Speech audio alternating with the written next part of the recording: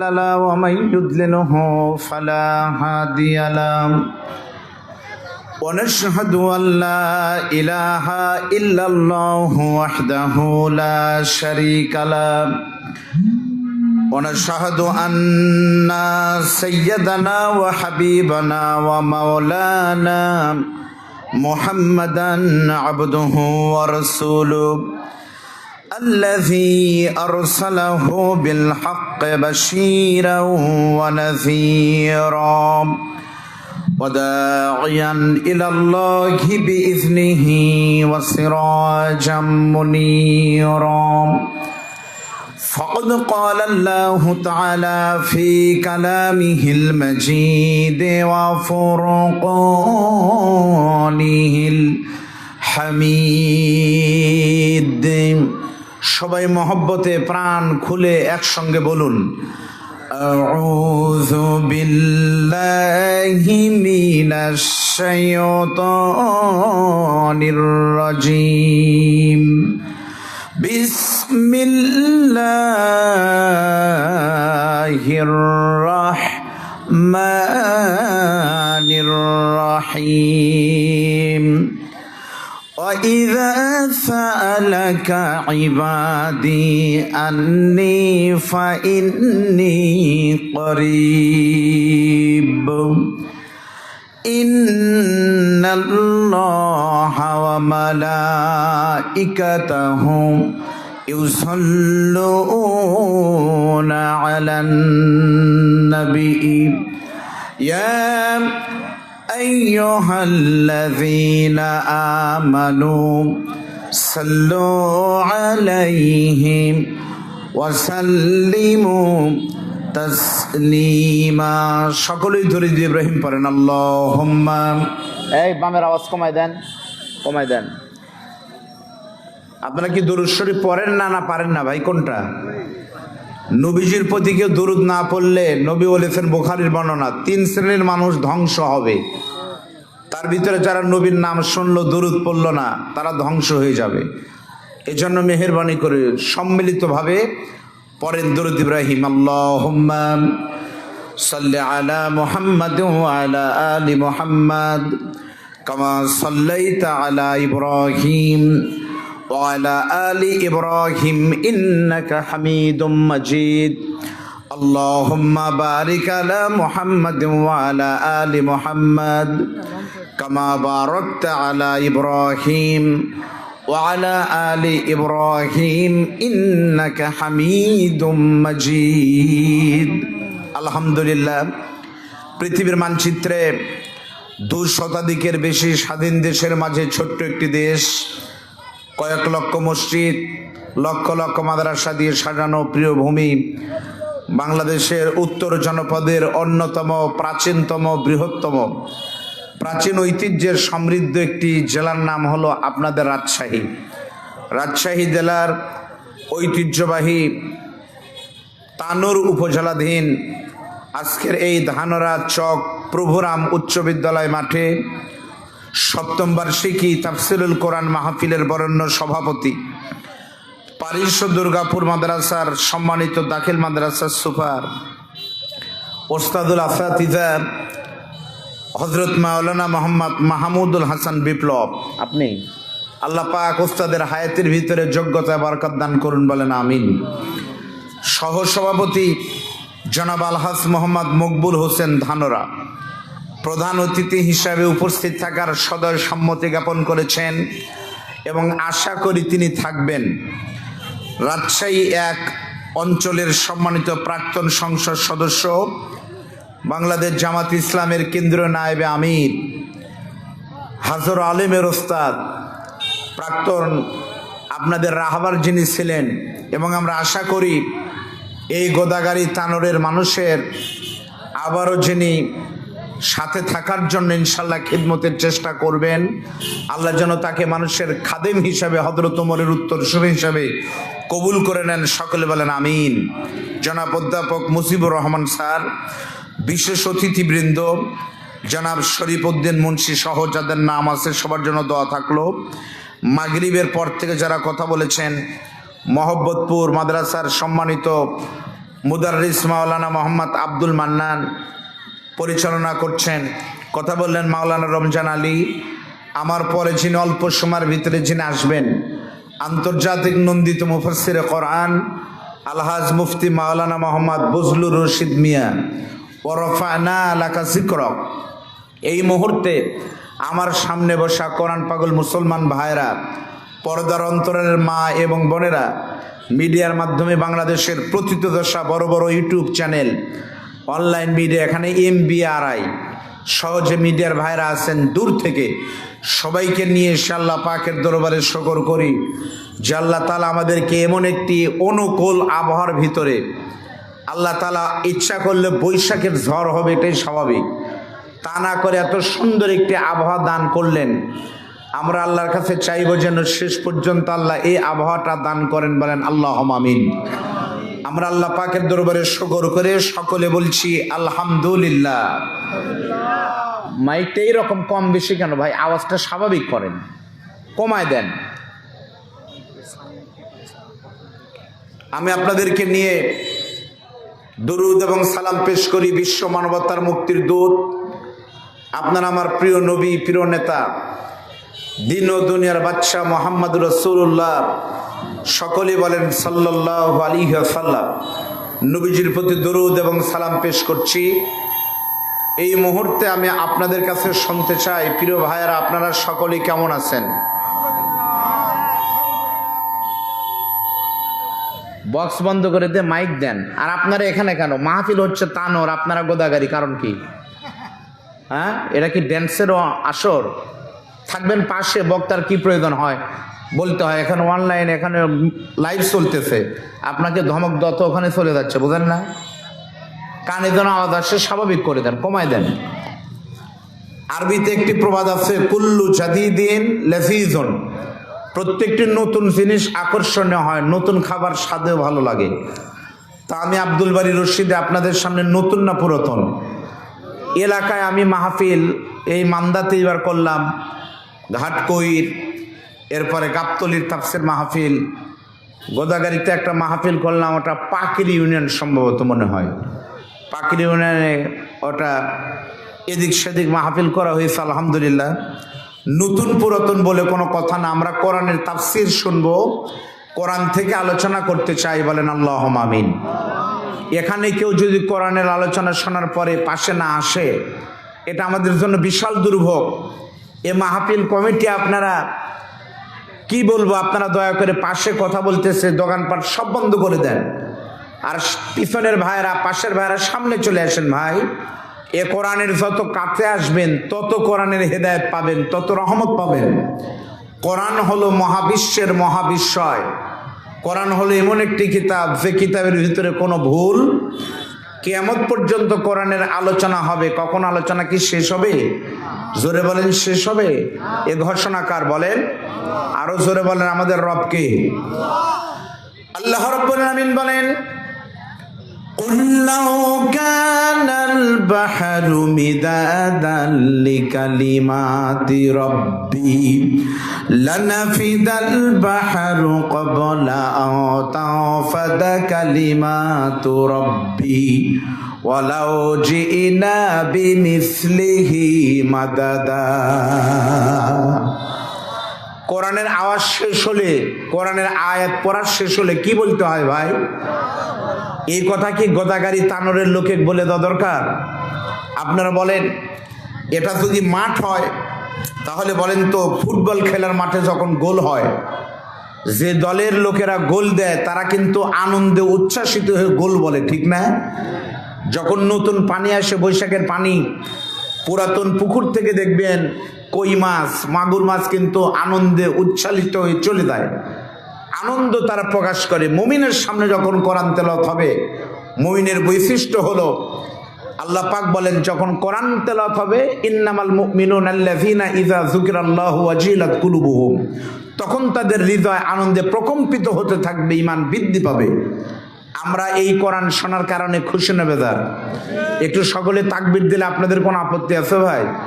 সকলে বলেন তো লিল্লাহি তাকবীর। এ ভাই, সব বাহিরের ভাইরা ভিতরে চলে আসেন তো, আসেন আসেন, এইদিকে আসেন, এইদিকে আসেন। সকলে একটু হাত তোলেন তো, সবাই একটু হাত তুলে তাকবীর দেন, সবাই হাত তোলেন। লিল্লাহি তাকবীর। হাত নামান। আল্লাহ রাব্বুল আলামিন বলেন, নবী বলুন, এই কোরআনের কথা বলতে গিয়ে যদি সাগরের পানিগুলো কালি হয়, আর এই কালি দিয়ে আল্লাহর কোরআনের ব্যাখ্যা লেখা শুরু হয়, লিখতে লিখতে সমস্ত পানি এক সময় শেষ হবে, তবু আল্লাহ পাকের কোরআনের কথা, রবের কথা কখনোই শেষ হবে না। বলেন সুবহানাল্লাহ। লা তুহসা আজাইবুহু ওয়ালা তুবলা গারাইবুহু। কোরআন কখনো পুরাতন হয় না। বলেন সুবহানাল্লাহ। কোরআন কি নিয়ামত, এই দিকে তাকান। আমার বিষয় এটা নাম, অন্য সাবজেক্টে কথা বলবো। এই মুহূর্তে আমরা যে চেয়ারে বসে আছি, এই চেয়ার কিন্তু সুন্দর কাঠের চেয়ার, যদি 5,000 টাকা দাম হয়, এই মুহূর্তে আমার সামনে টেবিলের দাম 1,000 টাকা হবে। তারপরে 5,000 টাকার টেবিলে চেয়ারে আমি আব্দুল বারী রশিদি বসার কারণে এর দাম কিন্তু বাড়ে নাই। এই টেবিলের চেয়ারের সঙ্গে আমার পায়ে লাথি লাগলে কিন্তু কোনো সমস্যা হবে না। কিন্তু এই মুহূর্তে 1,000 টাকার টেবিলের চেয়ারের উপর, টেবিলের উপরে আল্লাহর কোরআন থাকার জন্য খুবই সাবধান আছি। একবারের জন্য যেন আমার পা ওই টেবিলে না লাগে। কোরআন লাগার কারণে ছোট্ট একটি কম দামি টেবিলের দাম কোটি টাকার ফার্নিচার থেকে দামি হয়ে গেছে। বলেন সুবহানাল্লাহ। আজকে বাংলাদেশ কে আসবে, সংস্কার চাই, ক্ষমতার জন্য যারা পাগল হয়ে গেছে। আজকে পাবলিককে সিদ্ধান্ত নিতে হবে।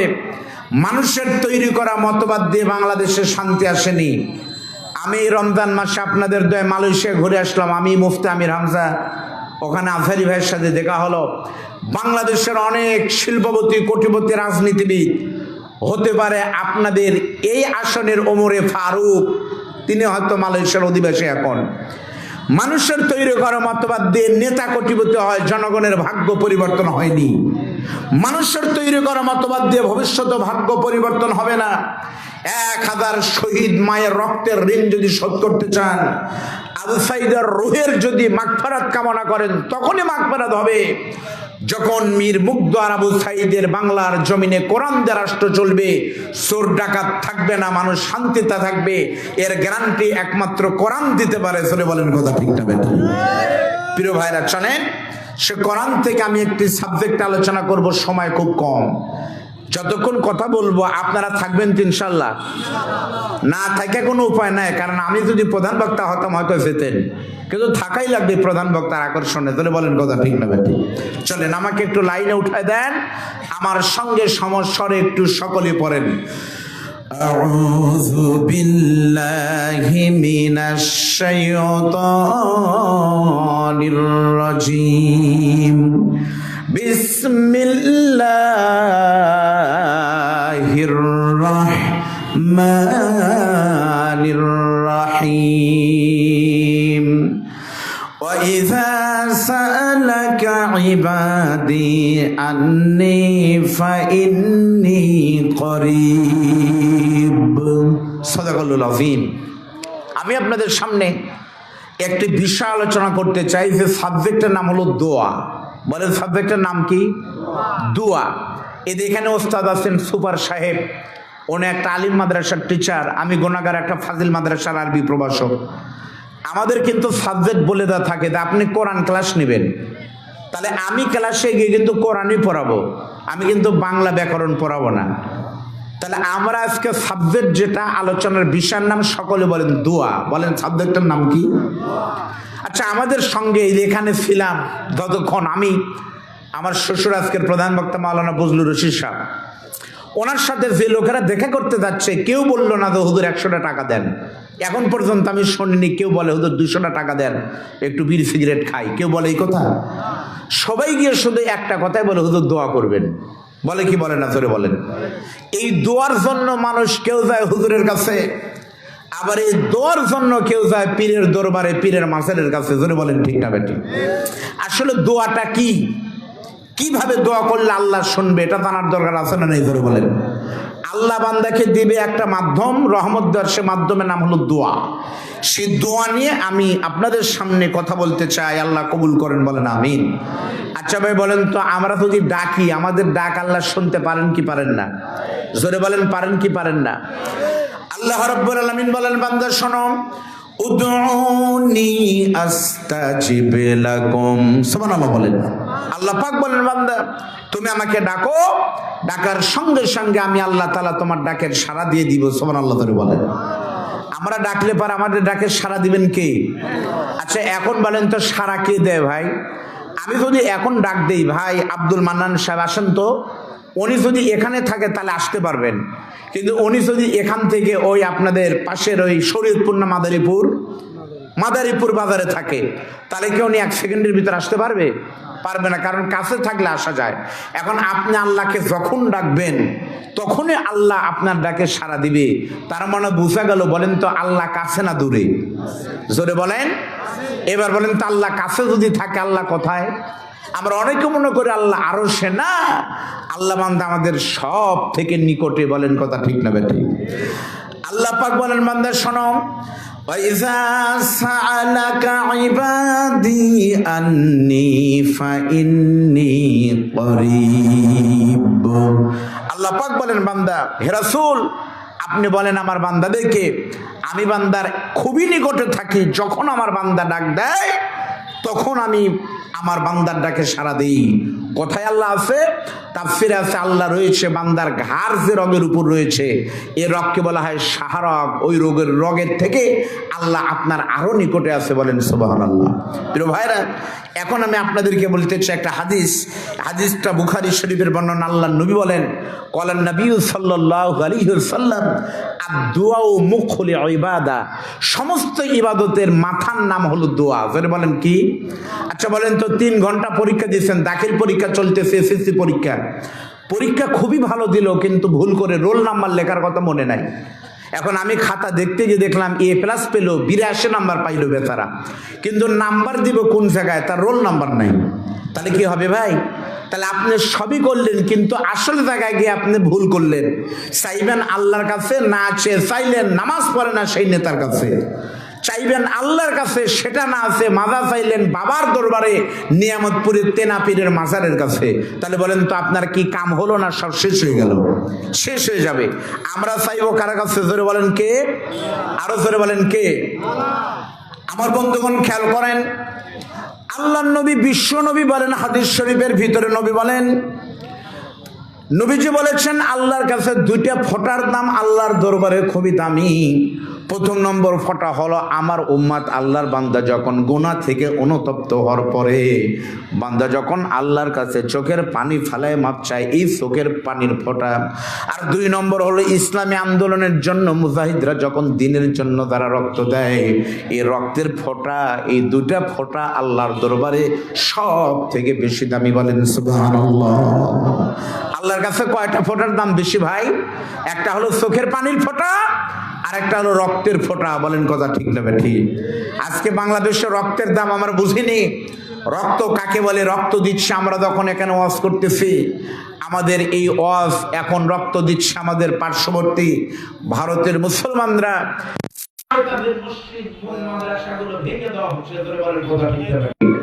আজকে পৃথিবীর সব থেকে বড় কবরস্থানের নাম হলো রাফা শহর, গাজা শহর। প্রায় 1 লক্ষ বা 1.5 লক্ষ মানুষ একটা দেশে, একটা মানুষ একটা শহরে জীবিত নাই। প্রত্যেকটা মানুষকে বেঈমানেরা বোম্বিং করে করে শেষ করে দিয়েছে ফিলিস্তিনে। ধরে বলেন কথা ঠিক না বেঠিক? ফিলিস্তিন শেষ করে দিল। এখন খ্রিস্টান, ইহুদি আর হিন্দুবাদীরা আমাদের পাশে ভারতের দিকে তাকান কি হচ্ছে। এই প্রসঙ্গে 2-1টি কথা বলতে হয়। মিডিয়ার ভাইরা কাটিং করে এটা প্রচার করবেন, হয়তোবা আমাদের এই কথা বাংলাদেশ আর রাজশাহীর প্রতিবেশী ভারত হয়তো শুনতে পারে। আপনারা বলেন তো, আমি ভারতে আপনাদের দোয়ায় 3-4 বার আমি মাহফিলে গিয়েছি। আমরা জানি ভারত হলো হিন্দুদের দেশ, আসলেই কিন্তু ভারত হিন্দুদের দেশ না। ভারতের স্বাধীনতার ইতিহাস পড়ে দেখেন, একদিন কম বেশিতে বাংলাদেশ আর ভারত স্বাধীনতা লাভ করেছে। স্বাধীনতার জন্য ভারতের যত মায়ের সন্তান রক্ত দিয়েছে, দিল্লির সেই কুতুব মিনারে শহীদদের নাম লেখা রয়েছে। এই নামগুলোর ভিতরে নরেন্দ্র মোদীর বংশধর স্ত্রী আর হিন্দুরা যতজন রয়েছে তার থেকে বেশি রক্ত দিয়েছে ভারতের মুসলমানেরা। ভারতে মুসলমানদের রক্তে এখানে দেশ ভারত। সুতরাং ভারত আমার বুকের উপরে দাঁড়িয়ে মুসলমানদের নির্যাতন করবে, এটা হতে দেওয়া যায় না। বলেন কথা ঠিক না ঠিক? ভারতকে আজকে মনে রাখতে হবে, তোমাদের যেই দেশে তোমরা আজকে মুসলমানদের মসজিদ ভেঙে শেষ করতেছো, মনে রাখতে হবে তোমাদের মসজিদের জায়গায় বাংলাদেশে কিন্তু হিন্দুদের মন্দির রয়েছে, কিন্তু ইসলাম ধর্ম শান্তির ধর্ম, সন্ত্রাসের ধর্ম নয়।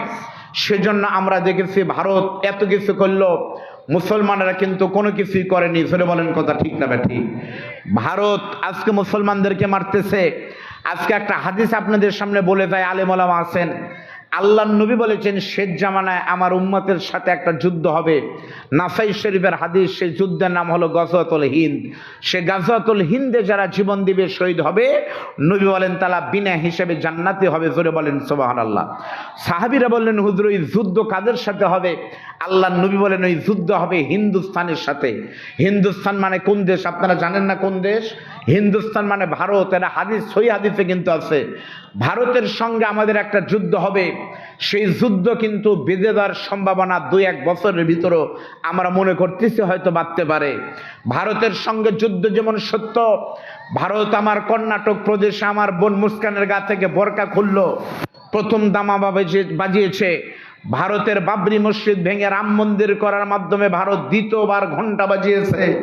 সর্বশেষ ভারত সম্প্রতিকালে ওয়াকফ আইন বাতিল করে বুলডোজার দিয়ে মুসলমানদের সামনে, আজকে একটা ভিডিও দেখলাম, মুসলমান মা বোনেরা হাউমাউ করে কাঁদতেছে, শত শত তাদের সামনে পুরুষ মহিলার সামনে দাঁড়িয়ে বুলডোজার দিয়ে মুসলমানদের মসজিদ যারা ভেঙে দিচ্ছে। অবিলম্বে এই হত্যাযজ্ঞ বন্ধ করতে হবে। রাজশাহীর তানোর থেকে আমরা মিডিয়ার মাধ্যমে আমরা ডক্টর ইউনূস স্যারকে বলতে চাই, আপনি যেভাবে নরেন্দ্র মোদীর নতদানু পররাষ্ট্রনীতির মুখে লাথি দিয়েছেন, একথা সাফ জানিয়ে দেন বাংলাদেশ চলে হিন্দুদের টাকায় নয়, খ্রিস্টানদের টাকায় নয়, মুসলমানদের ট্যাক্সের টাকায় রাষ্ট্র চলে। সুতরাং যদি প্রয়োজন হয় বাংলাদেশের কোটি মায়ের সন্তানেরা বুথের তাজা রক্ত দিয়ে ভারতে চলে যাবে, জীবন দিবে, তবু আর আমরা নির্যাতন সইব না। করে বলেন কথা ঠিক না ঠিক? এই ভারতের বিরুদ্ধে আমরা আগে কথা বলতে পারিনি।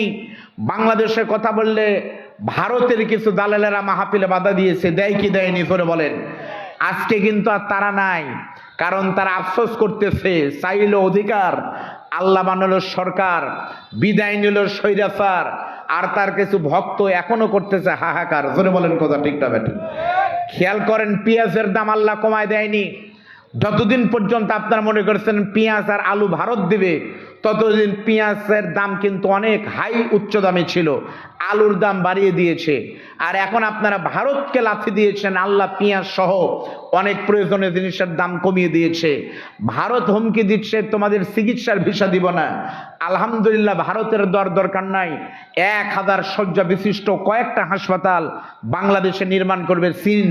ইতিমধ্যেই এতদিন পর্যন্ত বাংলাদেশ কথা বলেছে ভারতের মুখের দিকে, পায়ের দিকে তাকিয়ে, আর এখন বাংলাদেশ কথা বলবে ভারতের চোখের দিকে তাকিয়ে। ধরে বলেন কথা ঠিক না বেটি? সুতরাং আজকের মাহফিল থেকে স্পষ্ট সুস্পষ্ট বক্তব্য হলো, বাংলাদেশে অবিলম্বে এই নির্যাতন ভারতে বন্ধ করতে হবে। ফিলিস্তিন যদি আমার বাড়ির কাছে হতো তাহলে আমরা ছুটে চলে যেতাম, কিন্তু নবীর ঘোষণা অনুযায়ী যদি সেই গাজাতুল হিন্দের ডাক আসে, রাজশাহীর তানোরের আপমার জনসাধারণ যদি আপনাদের রাজশাহী মাদ্রাসা মাঠে এক হতে হয়, সেখান থেকে যদি সোনা মসজিদে গিয়ে বুকের তাজা রক্ত দিয়ে যদি পারি না পারি ইন্ডিয়া মুখে মার্চ করতে হয়, তাই করতে চাই। আমার সর্বশান্ত দিয়ে হলো প্রতিবেশী ভারতের মুসলমানদের নির্যাতন আমরা সইতে পারি না। ধরে বলেন কথা ঠিক না বেঠিক? আল্লাহ আমাদের সহায় হন, সকলে বলেন আল্লাহুম্মা আমিন। প্রিয় ভাইরা, তাহলে বলেন, আপনাদেরকে আমি বললাম 2 ধরনের ফোঁটার দাম আল্লাহর দরবারে অনেক বেশি। আপনারা শুনলেন, ধরে বলেন কথা ঠিক না বেঠিক? এখন আপনাদের বলবো, আমরা আলোচনা করতেছি দোয়া। ধরে বলেন সাবজেক্টের নাম কি? আচ্ছা বলেন তো ভাই, দোয়ার একটা শক্তি আছে না? দোয়ার একটা শক্তি নাই? দোয়ার কিন্তু একটা শক্তি আছে, যেখানে সব শেষ সেখান থেকে আল্লাহর রহমত শুরু। ধরে বলেন কথা ঠিক না বেঠিক? আমি অনেক রুগীকে দেখেছি রাজশাহী মেডিকেল কলেজ থেকে ফেরত দিয়েছে, বলতেছে না আর বাঁচবে না। আল্লাহর রহমতে কার দোয়া আল্লাহ কবুল করেছে, 10 বছর ক্যান্সার রোগী বেঁচেছে। এমন রেকর্ড কি আপনাদের এলাকায় নাই? তার মানে আপনারা সকলে বলেন দোয়া দিয়ে কাজ হয় কি হয় না? সকলে বলতে হবে হয় কি হয় না বলেন। দোয়ার একটা শক্তি রয়েছে। আপনাদের আরেকটা কথা বলি, পৃথিবীতে একমাত্র জিনিস দিয়ে মানুষের ভাগ্য পরিবর্তন হয়, আপনারা জানেন সেটা কি? মানুষ জানেই না। মানুষ বলে খায়রিহি ওয়া শাররিহি মিনাল্লাহি তাআলা, ভালো মন্দ আল্লাহর পক্ষ থেকে হয়। 6টা জিনিসের প্রতি ঈমান আনতে হবে, ঈমানের দাবি।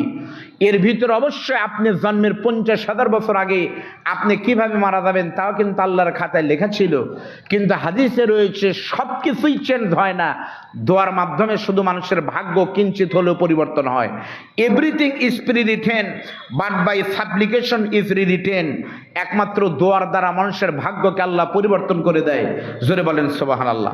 প্রিয় ভাইরা, এখন আমি আপনাদেরকে একটু বলবো যে মানুষের দোয়ার মাধ্যমে মানুষের মনের আশা পূর্ণ হয়। বলেন তো, দোয়ার মাধ্যমে মানুষের মনের আশা পূর্ণ করে কে? আরো জোরে বলেন কে? এজন্য ইংরেজিতে একটা কথা আছে, সিনসিয়ার দোয়া ইজ লাইক এ মিসাইল।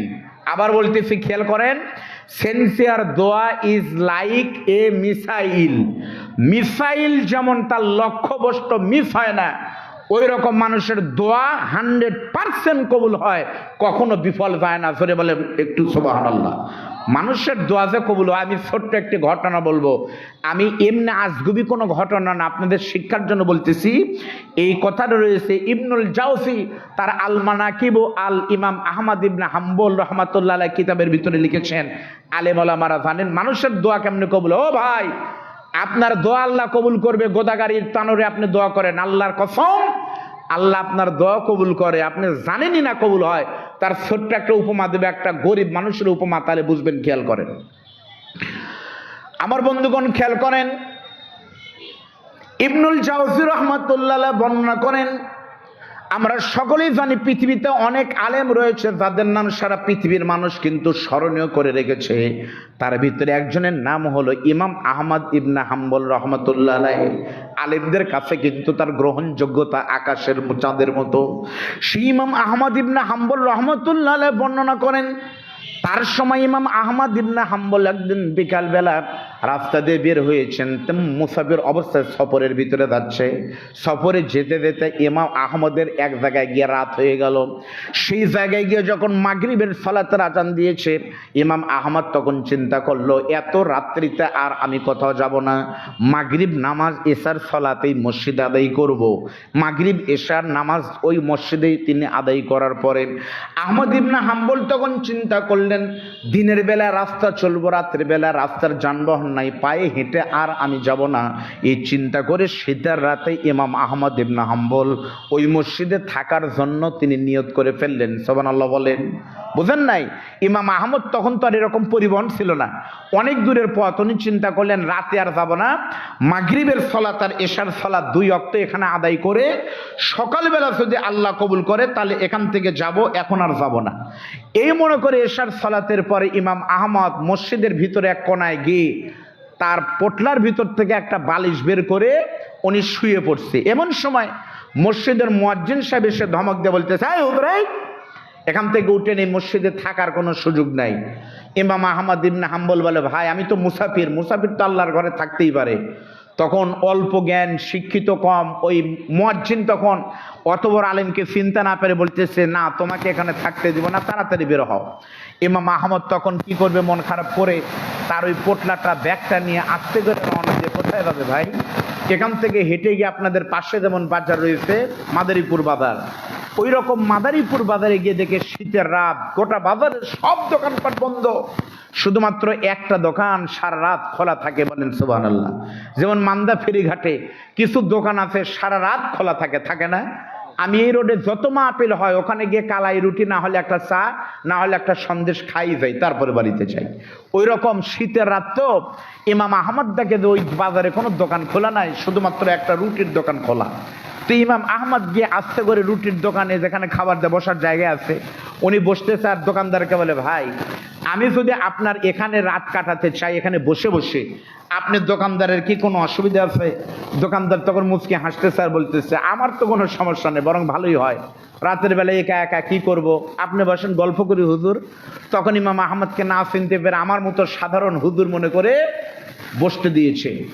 ইমাম আহমদ বলেন, আমি খেয়াল করে দেখলাম উনি রুটি বানাচ্ছে। খেয়াল করেন ভাই, উনি বলেন আমি রুটি খেয়াল করে দেখলাম রুটি আলা রুটি বানায়, আর কিছুক্ষণ পর পর খালি বলে আস্তাগফিরুল্লাহ। কি বলে? সবাই বলেন কি বলে? এটা কি বানানো গল্প? হুজুরকে বলেন আমি কোনো একটা কথা বাইরে বলতেছি না, খালি বলে আস্তাগফিরুল্লাহ। আবার রুটি যখন এভাবে করে দেয় তখন বলে আস্তাগফিরুল্লাহ, রুটি যখন এভাবে করে নাড়ে তখন বলে আস্তাগফিরুল্লাহ। ইমাম তখন চিন্তা করে কি রে এতবার আস্তাগফিরুল্লাহ বলে কারণ কি, খেয়াল করেন। আহমদ ইবনে হাম্বল দেখে শুধু আস্তাগফিরুল্লাহ বলে।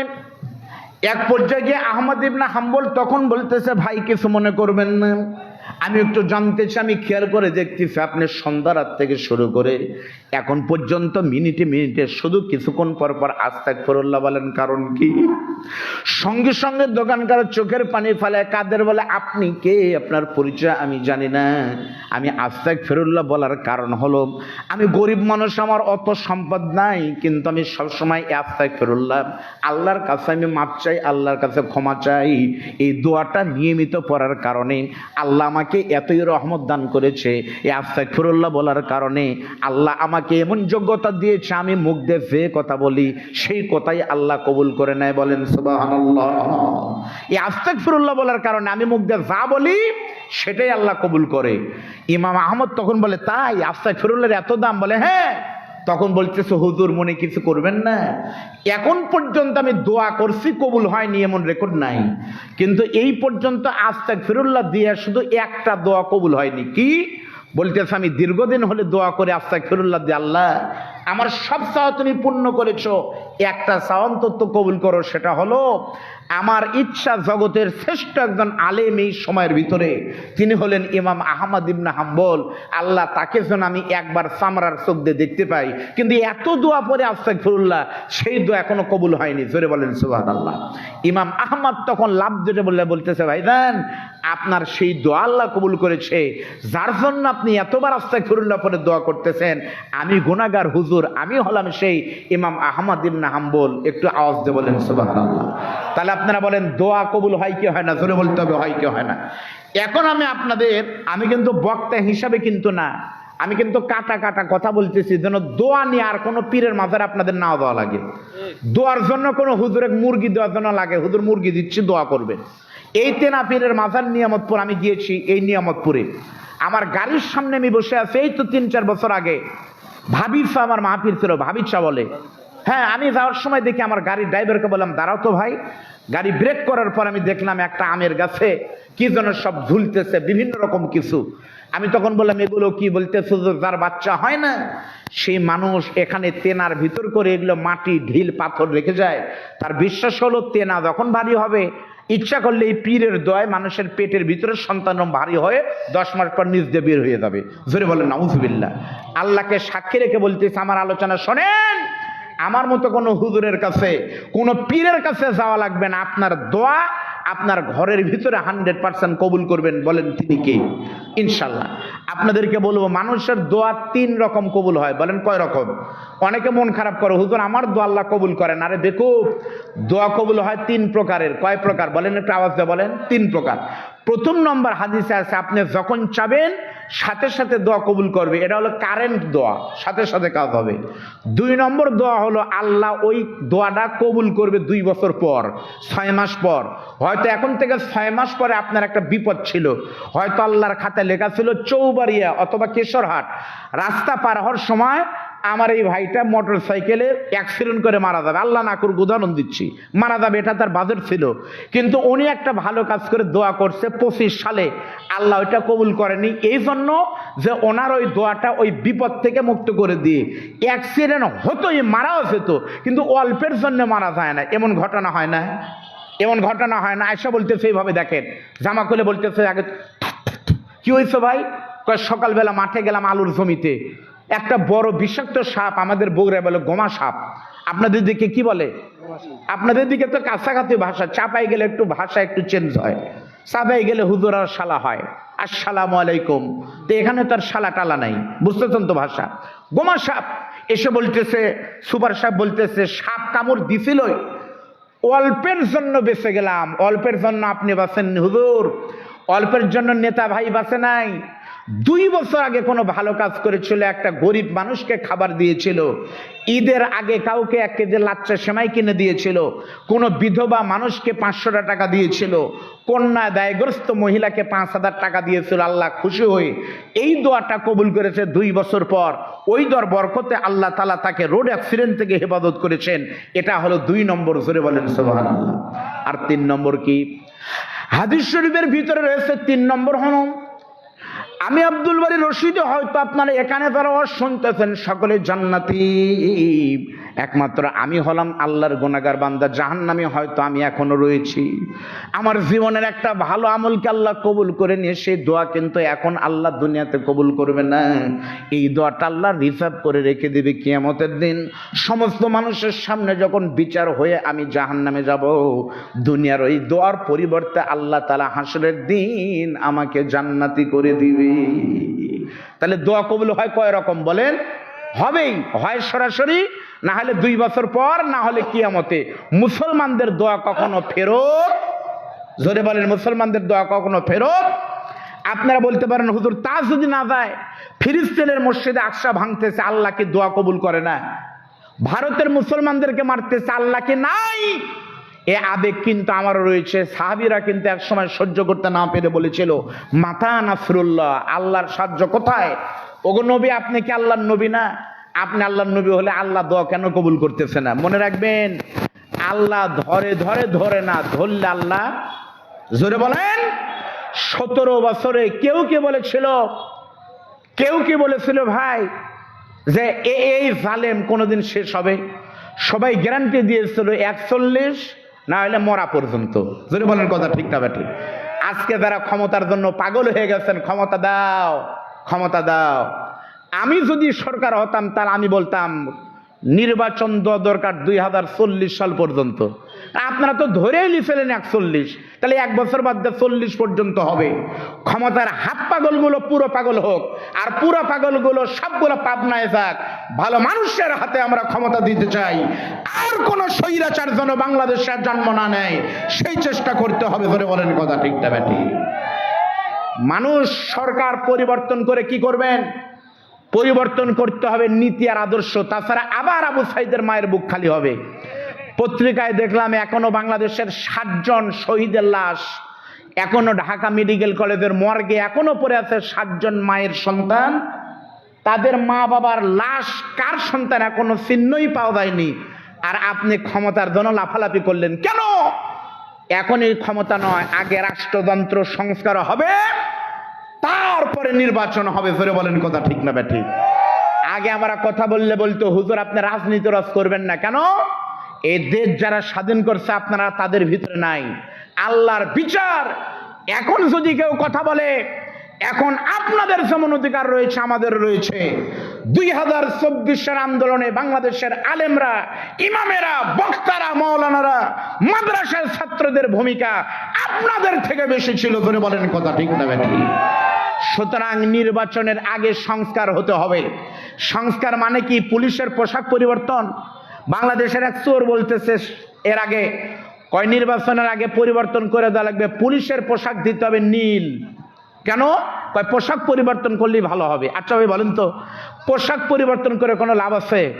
আমি আব্দুল বারী রশিদী, আমার আগামীকাল মাহফিল আছে বাঘাতে, আমি আজকে সাদা ড্রেস পরে এসেছি, কালকে যদি আমি নীল কালার পরে ওয়াজ করি, তাহলে আমি আব্দুল বারী রশিদী কি আমির হামজা হয়ে যাব? ভিতরের জিনিস ঠিকই থাকবে, বাইরে দেখি হয়। পুলিশের পোশাক পরিবর্তন করে কোনোদিন সরকার আর রাষ্ট্র পুলিশ ভালো হবে না। পুলিশের পরিবর্তন যদি আনতে চান তাহলে রাষ্ট্রের থানাগুলোতে লিখে দেন, তানোর থানাতে এই কথা লিখে দেন, চোর চুরি করলে পারে হাত কাটা যাবে। কোনো পুলিশের কর্মকর্তা যদি ঘুষ খায়, থানার ভিতরে তার হাত কাটা হবে। জোরে বলেন কথা ঠিক না বেঠিক? সংস্কার যদি করতে চান, প্রথম সংস্কার করেন। পুলিশের পোশাক সংস্কার যদি করতে চান, আপনাদের এসেই যদি ইচ্ছা হয়, পুলিশের পোশাক পরিবর্তন করার দরকার নেই, পোশাক ওটাই থাকুক। নিয়ম করবেন শুধুমাত্র পুলিশের পোশাকে কোনো পকেট থাকা যাবে না। কি থাকা যাবে না? পুলিশের পকেট কি দরকার? পুলিশের পকেট থাকার কারণে ঘুষ বেশি খায়। পুলিশের প্যান্টার সাথে 12টা পকেট, তখন চিন্তা করে পকেট ভরানো লাগবে, তখন ইচ্ছে মতো ঘুষ খায়, এজন্য কোনো পকেট থাকা যাবে না, পুলিশের মোবাইলে বিকাশ খোলা যাবে না, এভাবে করে ভালো করতে হবে ইনশাল্লাহ। ধরে বলেন কথা ঠিক না ব্যাঠিক? প্রিয় ভাইরা, এখন আপনাদের সামনে আমি কথা বলবো যে দোয়া হলো নবীদের, প্রত্যেকটা নবী দোয়া করেছেন। বলেন প্রত্যেকটা নবী দোয়া করেনি? প্রত্যেকটা নবী কিন্তু দোয়া করেছেন। আমি সেই সময় পাবো না, আমি শুধু একটা নবীর দোয়ার কথা বলবো। তিনি হলেন আমাদের বিশ্ব নবী রাহমাতুল আলামিন। সকলে বলেন আমাদের নবীর নাম কি? মুহাম্মদুর রাসূলুল্লাহ। আরো জোরে বলেন আমাদের নবী মুহাম্মদুর রাসূলুল্লাহ সাল্লাল্লাহু আলাইহি ওয়াসাল্লামের দোয়া আল্লাহ কবুল করছেন না করেননি? বলেন। আমার বন্ধুগণ খেয়াল করেন, এই পৃথিবীর শ্রেষ্ঠ মানুষ আমাদের প্রিয় নবী মুহাম্মদ রাসূলুল্লাহ সাল্লাল্লাহু আলাইহি ওয়াসাল্লামের দোয়া শুধুমাত্র আল্লাহ কবুল করেন নাই। শুনেন আপনারা, এইদিকে বুখারী শরীফের 75 নম্বর হাদিস আলেমদের বলে দেখেন, আল্লাহর নবী বিশ্ব নবী রাহমাতুল লিল আলামিনের আপন চাচাতো ভাইয়ের নাম হলো আব্দুল্লাহ ইবনে আব্বাস। আমি নিজে আপনাদের দয়া আব্দুল্লাহ ইবনে আব্বাসের কবর দেখে এসেছি। তায়েব শহরে কিন্তু নবীর চাচাতো ভাই আব্দুল্লাহ ইবনে আব্বাসের কবর আছে। সে আব্দুল্লাহ ইবনে আব্বাসের জন্য আল্লাহর নবী বিশ্ব নবী একদিন দোয়া করেছিলেন। আব্দুল্লাহ ইবনে আব্বাসের মেধা কিন্তু ছিল খুবই খারাপ, পড়াশোনা করে কিন্তু ভুলে যায়। একদিন আল্লাহর নবীকে বললেন, ভাই আপনি আমার জন্য দোয়া করেন। নবী আব্দুল্লাহ ইবনে আব্বাসের মাথায় হাত দিয়ে দোয়া করেছিলেন, আল্লাহুম্মা আল্লিমুহুল কিতাব, আল্লাহুম্মা আল্লিমুহুল কিতাব। তার মানে আল্লাহ আমার চাচাতো ভাইকে আপনি কোরআনের জ্ঞান দান করেন। বিশ্বনবী রাহমাতুল লিল আলামিন মুখ দিয়ে শুধু একবার দোয়া করার কারণে আল্লাহ তাআলা আব্দুল্লাহ ইবনে আব্বাসকে এতই জ্ঞান দান করেছিলেন, আলেমরা এখনো জানে, পৃথিবীর ইতিহাসে এখন পর্যন্ত আব্দুল্লাহ ইবনে আব্বাসকে রইসুল মুফাসসিরিন বলা হয়। ওনার মতো কোরআন আর কেউ বুঝতে পারেনি। জোরে বলেন সুবহানাল্লাহ। একবার শুধু নবী দোয়া করছিলেন, আল্লাহ আমার চাচাতো ভাইকে জ্ঞানী বানায় দাও। পৃথিবীর শ্রেষ্ঠ জ্ঞানী হয়েছেন, নবীর দোয়া কবুল হয় কি হয় না? বলেন। আল্লাহ নবীর আপন খাদেম ছিলেন হযরত আনাস। আলেমরা জানেন, হযরত আনাসের জন্য আল্লাহ নবী বিশ্বনবী দোয়া করেছিলেন। বুখারী শরীফের 1982 নম্বর হাদিস, আল্লাহ নবী বলেছেন, আল্লাহুম্মা রযুকহু মালান ওয়া ওয়ালাদান ওয়া বারিক লাহু। নবী বলেছিলেন, আল্লাহ আমার খাদেম আনাসকে তুমি সম্পদশালী বানায় দাও। সুবহানাল্লাহ বলেন। আর আমাদের দেশের নেতারা দোয়া করে না, তাদের সম্পদ বানায় দেয়। প্রধানমন্ত্রী বলতেছে আমার গণভবনের কর্মচারী পিয়নের বলে 400 কোটি টাকার মালিক, পিয়ন হেলিকপ্টার ছাড়া চলে না। এই কথা কিন্তু আমরা বললে বলতো হুজুরা খালি গীবত করে। এই জন্য আল্লাহ ফ্যাসিস্টের মুখ দিয়ে বাই করে দিয়েছে।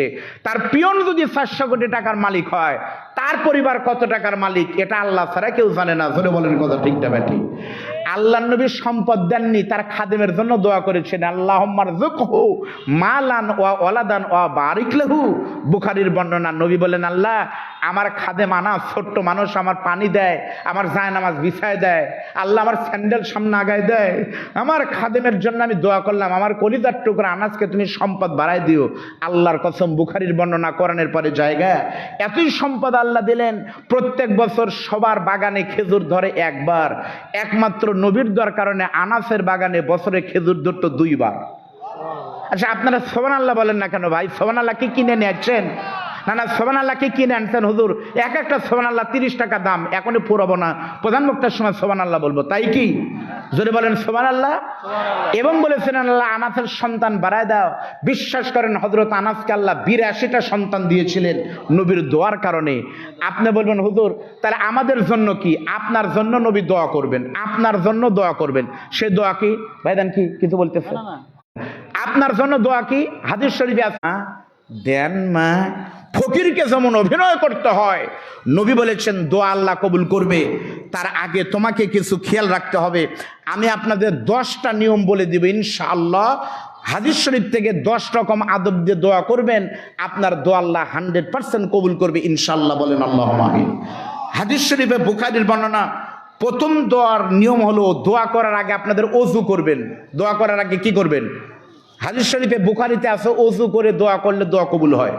2 নম্বর হলো কিবলামুখী হয়ে দোয়া করবেন, কিবলামুখী হয়ে দোয়া করবেন। 3 নম্বর হলো হাত তুলে দোয়া করবেন। এটা নিয়ে অনেক মারামারি আছে। আমি মারামারির দোয়া করতেছি না, আপনি ইনফিরাদি বলতেছি, ব্যক্তিগতভাবে আল্লাহর কাছে আপনি হাত তুলে, তখন তো আর সমস্যা নাই, আপনি দোয়া করবেন। চতুর্থ নম্বর হলো আল্লাহর কাছে দোয়া করার আগে আল্লাহর প্রশংসা করবেন, নবীর প্রতি দরুদ পড়বেন। আপনি হাত তুলে আল্লাহ আমাকে 20 বিঘা জমি দাও, আল্লাহ এবার আলুতে লস হয়েছে, ধানের দাম বাড়ায় দাও, দোয়া করলে হবে না। আল্লাহর প্রশংসা করেন, আল্লাহ তুমি রহমান, আল্লাহ তুমি রহিম, আল্লাহ তুমি গরিবের বন্ধু, আল্লাহ তুমি জব্বার, আল্লাহ তুমি সব পারো। আলুতে এবার বিরাট লস খাইছে, আল্লাহ তুমি একটু আমার আমে একটু বরকত বাড়ায় দাও। প্রশংসা করার পরে চাইবেন, আল্লাহ দোয়া কবুল করবে ইনশাআল্লাহ, বলেন আমিন। 4 নম্বর গেল। 5 নম্বর হলো চোখের পানি ফেলে দোয়া করবেন। 6 নম্বর হলো নীরবে দোয়া করতে হয়, প্রেম হয় গোপনে। ওই রকম আল্লাহর কাছে চাইবেন অন টু অন। তাহাজ্জুদের সময় পুরো এই চকপ্রভুরাম গ্রামের সবাই যখন ঘুমিয়ে যাবে, 3টার সময় ঘুম থেকে উঠে ঠান্ডা পানি দ্বারা ওযু করে জায়নামাজ বিছিয়ে দিয়ে ওয়াসজুদ ওয়াক্তারিব আল্লাহর কাছে আপনি চান, বিশ্বাস করেন আপনার দোয়া আল্লাহ কবুল করবে, বলেন সুবহানাল্লাহ। তারপর আপনাকে পাপের স্বীকৃতি দিয়ে দোয়া করা লাগবে। আর 9 নম্বর 8 নম্বর হলো দোয়া করবেন 3 বার। দোয়া করবেন কয়বার? একটা জিনিস একবার চাবেন না, 3 বার। আল্লাহ আমাকে একটা সন্তান দাও। দ্বিতীয়বার বলেন, আল্লাহ তোমার তো অভাব নাই, তুমি কি একটা সন্তান দিতে পারো না? 3 নাম্বার বলবেন, আল্লাহ তুমি আমাকে একটা সন্তান দিলে আমি মাদ্রাসায় পড়াবো, আল্লাহ আমাকে একটা ছেলে দাও আল্লাহ। 3 বার বলবেন, নবী বলেন, তাহলে আল্লাহ গুরুত্ব দিয়ে দোয়াটা কবুল করবে। 10 নম্বর হলো আপনাকে আল্লাহর সিফতে নাম ধরে দোয়া করা লাগবে। আল্লাহর আসমাউল হুসনা আছে না ভাই, এর নামগুলো, আল্লাহ তুমি রহমান, আল্লাহ তুমি রহিম, আল্লাহ তুমি জব্বার, আল্লাহ তুমি কাহার, এইগুলো আপনারা দোয়া করবেন। পারবেন তো ইনশাল্লাহ? এবার আমি বলবো কখন দোয়া করবেন। ভাই ভাই এদিক তাকান। মনে করেন একটা লোকের আপনাদের দিকে ওই জমি চাষ করে, আমাদের বগুড়াতে বলে পাওয়ার টিলার, আপনারা কি বলেন? আপনারা তাই বলেন? আচ্ছা, পাওয়ার টিলার মাটিতে চাষ করতে গিয়ে তার ওই ফাল, যেটা বলে ফাল, নষ্ট হয়ে গেছে। এই মানুষটা এমন বিপদে পড়ছে, এই মানুষটা যাচ্ছে মনে করেন মোহনপুর বা তানোরে মেকারের কাছে, ওটা ঠিক করবে ওয়েল্ডিং এর কাছে। ওই সময় যদি তাবলিগের কোনো লোক যদি বলে, ভাই একটু দাঁড়ান, ও ভাই দাঁড়ান, আসার আগে আজরাইল, চলেন যাই কাকরাইল, যদি চান বাঁচতে চলেন যাই গাছতে, ভাই এগুলো টিলার মিলার ফালাই দেন, চলেন আমরা মানুষকে দাওয়াত দেই। তাহলে কি ওই সময় দাওয়াত দেওয়ার সময়? ওই সময় যেমন দাওয়াত দেওয়ার সময় না, আল্লাহ বলে যখন তখন চাইলে আমি দাওয়া কবুল করি না। আমি আপনাদেরকে 7টা সময় বলে দিব কোন কোন সময় আল্লাহ বান্দার দোয়া কবুল করে। শুনবেন না আপনারা? কোন কোন সময় খেয়াল করেন। 1 নম্বর হলো তাহাজ্জুদের সময়, শেষ রাতে, কোরআন দিয়ে প্রমাণিত। 2 নম্বর হলো ইফতারের পূর্ব মুহূর্তে। 3 নম্বর হলো আজান এবং ইকামতের মাঝখানে। 4র্থ নম্বর হলো ফরজ নামাজের পরে। 5ম নম্বর হলো সেজদায় গিয়ে দোয়া করলে কবুলের গ্যারান্টি রয়েছে। 6 নম্বর হলো জুমার দিনে আসরের নামাজের পরে, আলেমরা বলেছে। আর 7 নম্বর হলো বৃষ্টির সময় দোয়া করলে, বৃষ্টি আল্লাহর রহমত, ওই সময় দোয়া করলে আল্লাহ কবুল করে। একটু জোরে বলেন সুবহানাল্লাহ। এখন আমি আপনাদেরকে বলবো দোয়া কবুলের শর্ত কি। এ ভাই শর্ত কিন্তু আছে। দাখিল পরীক্ষা তারাই দিতে পারবে যাদের ফর্ম ফিল আপ আছে। ওই রকম দোয়া কবুলের কিন্তু কিছু শর্ত রয়েছে। শর্ত নাই, আপনি ওযু ছাড়া দোয়া করলে কাম হবে, ওই রকম শর্ত কিন্তু রয়েছে। শর্ত ছাড়া দোয়া করে আমাকে আবার গালি দিয়েন না, হুজুর এত দোয়া করি কাজ হয় না, কারণ আপনার শর্ত ফর্ম ফিল আপ আপনি করেননি, এজন্য আপনার রেজাল্ট হয় না। আমি আপনাদের এখন শর্ত বলবো, অবশ্যই দোয়া কবুল হবে। 5টা শর্ত থাকবে। আপনার একটু হাত তুলে বলেন তো কয়টা? আপনাদের ভালোবেসে কিন্তু আমি বলতেছি, আমি কিন্তু পারতাম একটা ঘটনা বলতে পারতাম, আপনারা টেরি পাইতেন না, 1.5 ঘন্টা চলে যেত। পয়েন্ট আকারে বলতেছি, 5টা সময় দোয়া শর্ত কবুল হবে, আল্লাহর কোরআন দিয়ে বলতেছি। 1, প্রথম নম্বর হলো রেজেক আপনার ভালো হতে হবে, রেজেক খাওয়া ভালো। আপনাদের আমার একটা গাড়ি আছে, আজকে আনি না, আজকে শ্বশুরের গাড়িতে আসছি, আমারও নিজের একটা গাড়ি আছে। ওই গাড়িটা চলে হোন্ডা ভেজেল গাড়ি, অকটেনে। যেই দিন আমার গাড়িতে আমি পেট্রোল উঠাই, ওই দিন গাড়ি চলে, কিন্তু মাঝে মাঝে শব্দ হয়, ঝাঁকি হয়। ড্রাইভারকে বলি, কি ঝাঁকায় এখানে? বলে, হুজুর আজকে খাবার হারাম খাইছে, পেট্রোল খারাপের জন্য ঝাঁকি মারতেছে। আপনি হারাম খাবেন আর আপনি রব্বানা জালামনা বলবেন ইজতেমার ময়দানে গিয়ে, তোমার দোয়া আল্লাহ কবুল করবে না। ইজতেমায় গিয়ে দোয়া করে যদি টিকে থাকা যেত, তাহলে হাসিনা কোনোদিন ভারতে যাওয়া লাগতো না, প্রত্যেক বছরই ইজতেমায় যেত। জোরে বলেন কথা ঠিক না ব্যাটি? প্রথম শর্ত হলো আপনাকে মাল ঢোকাতে হবে ভালো। মাল ঢোকাতে হবে কি? আটা ভালো, তারপর পিঠা ভালো হবে। আটা রং হলে পিঠাও 2 নম্বর হবে, এটা বুঝার কথা। 2 নম্বর হলো দোয়া করতে হবে আল্লাহর কাছে। কার কাছে? আল্লাহ ছাড়া কোনো পীরের কাছে গিয়া বাবা মেরে মতলব কো পুরা কর দে, হারাম কাফের হয়ে যাবেন। 3 নম্বর হলো পূর্ণ বিশ্বাস নিয়ে দোয়া করা লাগবে, আল্লাহ দোয়া কবুল করে। 4 নম্বর হলো দোয়ার আগে দরুদ পড়তে হবে। 5 নম্বর হলো দোয়ার সাথে দাওয়া থাকতে হবে। দাওয়া কি? দাওয়া বোঝানোর জন্য বলি, বড় পীর আব্দুল কাদের জিলানী, তার কাছে গিয়ে এক লোক বলতেছে, হুজুর একটু দোয়া করেন আল্লাহ যেন আমাকে একটা ছেলে সন্তান দেয়। খেয়াল করেন, আব্দুল কাদের জিলানী তখন বলতেছে, ঠিক আছে আমি দোয়া করে দিলাম। দোয়া পরে ফু দিছে এইভাবে, যাও। পরের বছর এসে বলতেছে, হুজুর আপনার ওয়াজ শুনতেছিলাম হুজুর, কিন্তু দোয়া কবুল হয়নি। আবার যখন বড় পীর মনে করেন পারিশ, দুর্গাপুর পাশেই তো পারিশ গ্রামে এসেছে, তখন বলতেছে, হুজুর আপনি কি দোয়া করলেন? সবার দোয়া কাম হলো, আমার দোয়া তো কাম হলো না। আব্দুল কাদের জিলানী তখন দোয়া পরে বলতেছে, যাও কাজ হবে, তাও কাজ হলো না। 3 নম্বর বছর যখন এলাকার কোনো মাহফিল এসেছে, তখন ওই লোকটা রাগ করে বলে, হুজুর আপনার সাথে কি আমার শত্রুতা আছে? কেন? আপনি দোয়া করেন, আমার 3 বছর কাজ হচ্ছে না। আব্দুল কাদের জিলানী তখন তাকে কাছে নিয়ে কানে কানে বলতেছে, বাবা তোমার জন্য যে সন্তানের দোয়া করতেছি, তুমি কি বিয়ে করছো? কয় না হুজুর, এইবার আলু লাগানোর পরে বিয়ে করবো নিয়ত করছি। বলেন তো সন্তান ছাড়া, বিয়ে ছাড়া কি সন্তান হয়? আর যদি হয় তাহলে কি লক্ষণ ভালো না খারাপ? তাহলে আপনাকে 5টা শর্ত পূরণ করে দোয়া করতে হবে। সর্বশেষ, আমার ভিসার মেয়াদ কিন্তু খুবই কম, আর মাত্র 6 মিনিট আছে, 10টা পর্যন্ত টাইম। 6 মিনিটে শেষ করার জন্য আমি সুর না, আমি নূর দিয়ে কথা বলতেছি পয়েন্ট আকারে। দোয়া কবুল কার হবে? এবার আমি আপনাদের বলবো, 3 শ্রেণীর মানুষের দোয়া কবুল হয়। কয় শ্রেণী? কিন্তু আপনারা তার কাছেই যান না, আপনারা 3 বাদ দিয়ে 4, 5-এর কাছে যান। আপনাদের দোয়ায় বাংলাদেশের 64 জেলা আমি ঘুরেছি। বাংলাদেশের উত্তরবঙ্গের মানুষ, রাজশাহী বিভাগ আর রংপুর বিভাগ, আমার বাড়িও কিন্তু বগুড়াতে। রাজশাহী রংপুরের মানুষকেও অন্য এলাকার মানুষ মফিজ বলে। মফিজ কেন মফিজ বলে? আমি ঢাকায় গিয়ে এক লোককে বলেছিলাম, মফিজ কেন বলো ভাই রাজশাহী রংপুরের লোকে? তখন বলতেছে, মফিজ বলার পিছনে 6টা কারণ আছে। তার প্রথম কারণ হলো, উত্তরবঙ্গের লোকেরা মা বাবাকে ভাত দেয় না, পীরের দরবারে গরু দেয়। এটা হচ্ছে প্রথম মফিজ হওয়ার কারণ। খেয়াল করে দেখেন, বাংলাদেশের যত পীর, সমস্ত পীর কিন্তু লালন শাহ সেতুর পর থেকে, আর যত মুরিদ, সব মুরিদ কিন্তু পাবনা থেকে উত্তরবঙ্গে। জোরে বলেন ঠিক না ব্যাটি? দেখেন আটরসে কিন্তু পঞ্চগড় না, আটরসে কিন্তু জাগা মতো, সরমনাই জাগা মতো। আমি ভালো খারাপ বলতেছি না, যত পীর সব বরিশাল, আর যত মুরিদ সব আমরা। খেয়াল করেন, 3 শ্রেণীর মানুষের দোয়া কবুল হয়, এর বাইরে কোনো মানুষের কাছে যাবেন না, তাহলে দোয়া কবুল হবে না। প্রথম নম্বর হলো মুসাফিরের দোয়া কবুল হয়। বলেন কার দোয়া কবুল হয়? মুসাফির। 2 নম্বর হলো বুখারীর 1395 নম্বর হাদিস, মাজলুমের দোয়া কবুল হয়।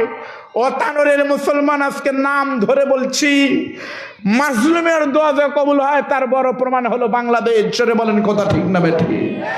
বাংলাদেশে মাজলুমের দোয়া কবুল হয় তার বড় প্রমাণ হলো শহীদ কোরআনের পাখি মরহুম আল্লামা দেলার হোসেন সাইদ রহমাতুল্লাহ আলাইহি। জোরে বলেন কথা ঠিক না বেঠিক? যে দোয়া করেছে সেই দোয়াই কিন্তু আল্লাহ কবুল করেছে। একবার শুধু হুজুর বলল, বেশি লাফাও না।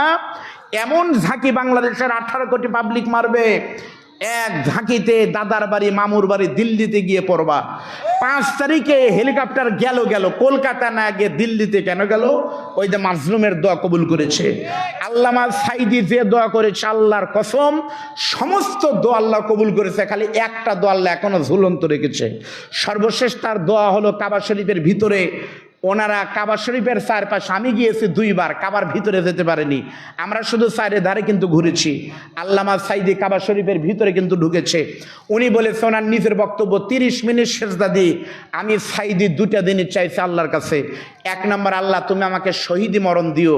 বিশ্বাস করেন, আল্লাহর ফায়সালা, জালেম বিদায় নিবে 24 সালের 5 আগস্টের আল্লাহ জানতেন।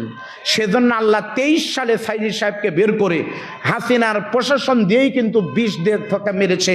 কারণ হাসিনা গেলে তো তাকে আর শহীদ হওয়ার সুযোগ আল্লাহ দিল না, সেজন্য আল্লাহ তার শেষ আশা পূরণ করেছে।